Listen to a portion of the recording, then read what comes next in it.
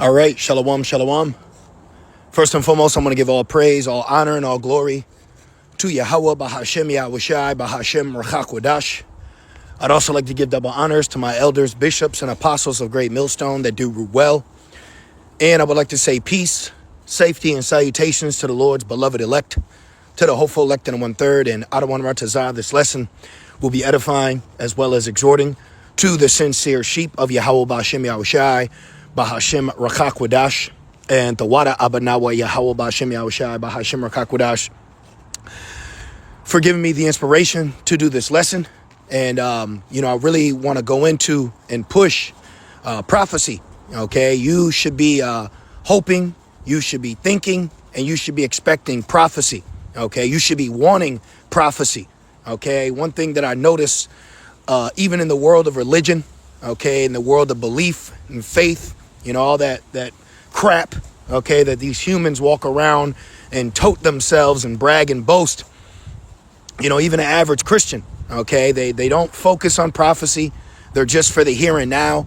And they have this mindset that they're just supposed to be living. And then they hope when they die, they just so-called go to heaven and not hell. And, the man's doctrine, okay. But for the brothers out there and the very few sincere sisters, okay, the spiritual soldiers, okay, enduring hardness, your whole existence now being awoken, all right, is to be wanting prophecy to come to pass, hoping that the end is near, all right. And this is the mindset and the spirit that you should be in. You should be wanting prophecy, okay. You should be wanting prophecy more than anything else on this planet, man. All right, this is Ecclesiasticus 39:1. It says, but he, because you got to start at 38, goes into, different offices and positions of jobs that people have. But all those positions will never put them in the seat of judging matters wisely, okay, nor would they be sought for, okay. You may have a mechanic that can fix any kind of vehicle you bring in, but when the mark of the beast comes, ain't nobody going to be running to him, running to Jose, asking, what do I do? Okay, they're going to be looking for men of the Lord. They're going to be looking for the prophets, all right, because the prophets is a high level position, because the prophets have been ordained to usher in the word, okay. They're being used to speak before the Lord's will. All right, let me say that correctly. They're being used to speak the will of the Lord before it comes to pass. And that's a very high level position. And within that position, okay, of prophecy, of prophesizing, one thing that your spirit will yearn for is for those prophecies to come to pass. Okay, it says, but he that giveth his mind to the law of the Most High and is occupied in the meditation thereof. And that's another thing. Your mind is constantly occupied in the meditation of Yahweh Bashem Yahushai, not this world, okay, not the wants, all right. You may have little endeavors and things like that, but the main focus, okay, is prophecy coming to pass. That's the most important thing that we're all waiting on, is prophecy, okay. While everybody else is waiting for a vacation day, waiting for her to say I do, waiting for a call, waiting for a text, waiting for what? Okay, waiting for vanity. We are waiting for prophecy to take place, praying that the Lord brings shortness of days. Okay, we truly are yearning for the will of the Lord to come to pass so we can finally have rest. Okay, the saints are worn out, the creatures groaning. What's out here? What really is out here that could be so more appealing and fulfilling than Yahweh Bashem Yahushai's will, when Yahweh Bashem Yahushai's will is his good pleasure to give us the kingdom. This ain't our kingdom. This ain't our rest. This is a bunch of bullshit, man. We have no power here. We have no authority here. We have no respect. Okay, we're completely broken up as a nation. We're looked at as a joke. We're looked at as entertainers. What do you really have here? What you what do you want? What do you really want here? And then whatever you get, it still won't. It won't fix it, man. All right, Jake. It ain't gonna fix it. It says, we'll seek out the wisdom of all the ancient and be occupied in prophecy. So the whole thing, this whole walk, is to be occupied in prophecy, which I also want to add, that is a trait that we do not see primarily with other camps. Okay, they push a kind of a podcast spirit on you. You know, it's like, who are we going to debate today? Man, F all that debating. This ain't even up for debate. Okay, we want prophecy to come to pass. And another thing, no one around us is expecting prophecy. This is why they act the way they do. And one thing that's very telling always to me is I always have this reminding thought of how we are treated here. How we are treated here by people who believe that this place isn't going to end. So how we are treated right now shows you where these people stand. Okay, how they act. All right, how these people conduct themselves. This is how they act because they believe it's not about to rain. Now, why did I say that? Because we're in the days of Noah, and in the days of Noah, people didn't believe that a flood was going to happen. People didn't believe it was going to be an end of an age. And then suddenly, as a thief in the night, what happened? The Lord's will came to pass, and everybody died but 8 souls. That's high level, man. And see, people don't think about that side of Yahweh Shem Shai when it comes to prophecy. Prophecy is going to be rough. Prophecy is going to be bad. This is why it says Ma'aka Allah is going to stand up for us. We are going to need that divine intervention. We are going to need to be saved. We're going to need spiritual protection. We're going to need spiritual power. Okay? This is what we're waiting on. Now, what I also did was I just got a couple minutes of downtime because, yes, I am at the plantation, which is another thing. We're thankful that we're able to sustain ourselves so we can render under Caesar. But who the fuck, excuse my language, but who wants to be a fucking worker bee their whole life in captivity, man? You know? This whole time we've existed in Babylon, all right, you got little pockets of this and that. But outside of that, man, prophecy is the only thing that's going to fix us. Now, I put the word prophecy in the blue letter because I was just curious what came up. And there were some good accounts. But look, immediately right here, this is Revelations 1 and 3. Blessed is he that readeth and they that hear the words of this prophecy. Do you understand it's a blessing to hear the gospel? Do you understand it's a blessing to hear prophecy, to know that this is about to end? It's like you've been in prison your whole life and now coming across the truth, you finally be given a release date. So nothing else should matter. Nothing else should matter. Nothing else should matter outside of prophecy. Nothing else matters outside of prophecy, man. Okay? And we need prophecy to come to pass. Not a want, but a need, man. Okay? We need this to happen. We need this to happen today, in a statement sense. It says, and keep those things which are written therein, for the time is at hand. So the time's at hand, man. This is why, hey, for me personally speaking as a man, I just take it one day at a time. Because it's so much is going on that it's like, just get through today, okay? Get through today, watch what you're doing, be occupied in prophecy, and keep it pushing, man.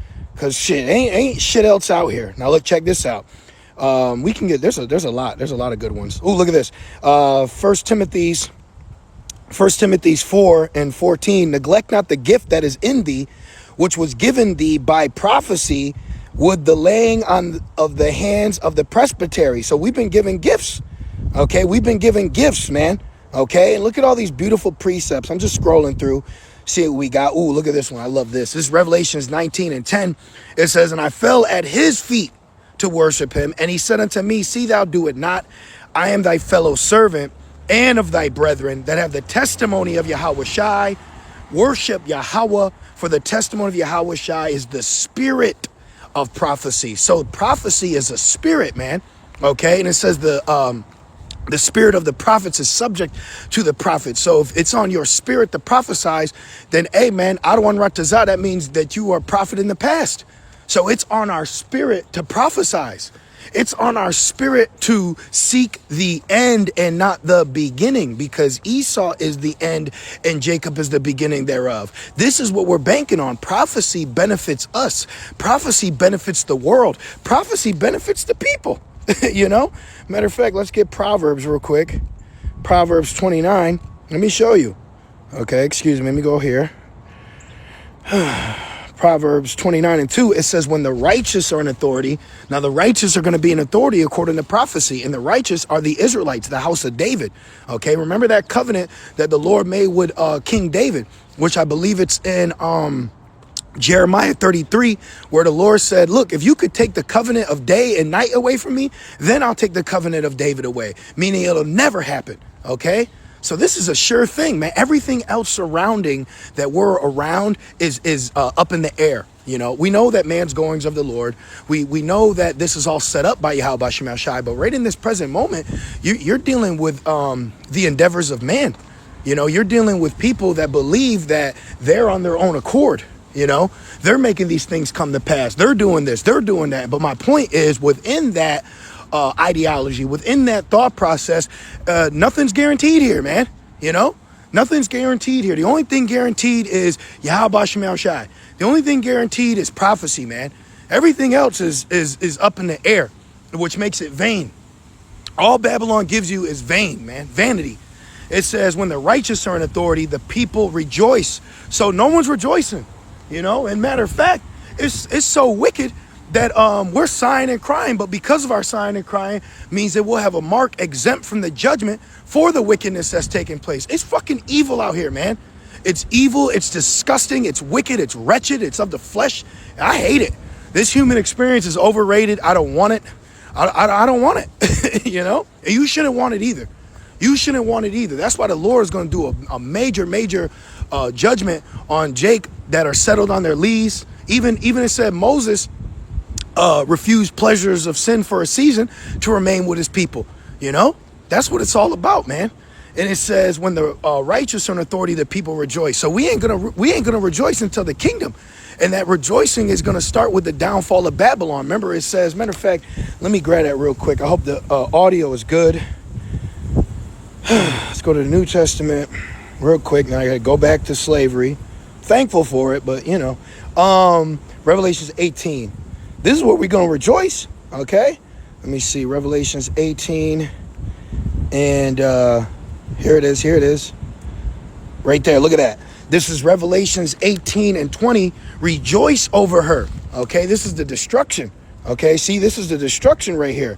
Let's start at 17. It says, for in 1 hour, so great riches has come to naught. So everything that we're dealing with, all this bullshit we're going through, this shit about to end, man.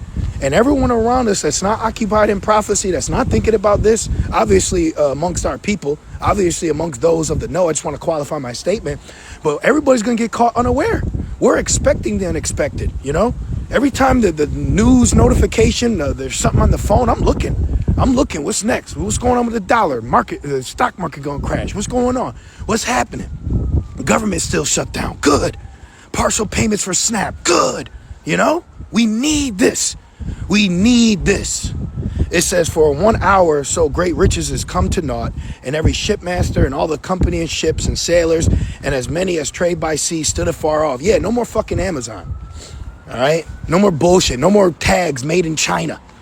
All right? Next in the kingdom is going to be made by Moab.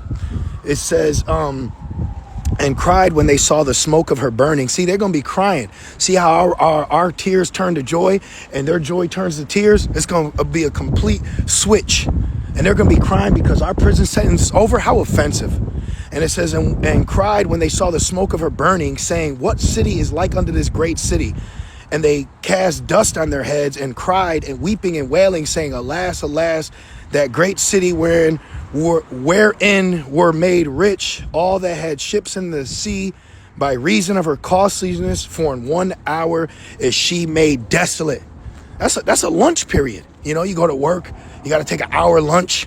Hey, look at that, man. 1 hour done, through, finito. And it says, rejoice, see?